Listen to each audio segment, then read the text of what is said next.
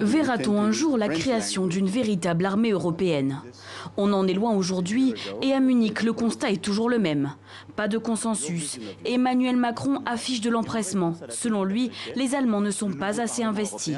Le président français se permet même d'être très critique. Quelle est la perspective qu'on donne à l'Europe sur les 20-30 prochaines années? C'est ça qui est en jeu. Et donc, je n'ai pas de frustration, j'ai des impatiences. Et je pense aujourd'hui qu'en franco-allemand, le travail qu'on doit se donner, c'est savoir comment on donne une nouvelle dynamique à l'aventure européenne. Emmanuel Macron veut bousculer, comme il l'avait fait en déclarant la mort cérébrale de l'OTAN en novembre dernier. Mais est-ce la bonne méthode?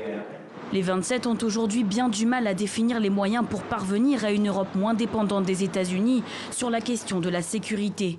Et le couple franco-allemand peine à s'entendre, même si le dialogue reste ouvert.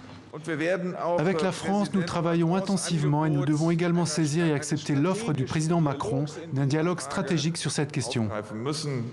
Mais où en est-on concrètement? Des initiatives, il y en a déjà eu avec l'Eurofor, la force d'intervention rapide européenne. Mais ces difficultés de fonctionnement ont conduit à sa disparition en 2012. Depuis, il y a eu d'autres projets. En 2017, naissent la CSP, la coopération structurée permanente, et le Fonds européen de la défense. Des mesures censées encourager et financer les projets de défense communs. Au même moment, Emmanuel Macron lance l'IEI, l'initiative européenne d'intervention.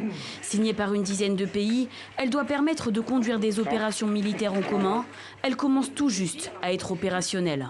C'est un outil au service de la politique de l'Europe de la défense, qui est une politique qui progresse énormément depuis maintenant 2 ans. L'Europe de la défense, c'est donc pour l'heure quelques initiatives sans cohérence. Pourtant, selon un sondage publié en mars dernier, 75% des Français interrogés sont en faveur d'une politique de sécurité et de défense commune.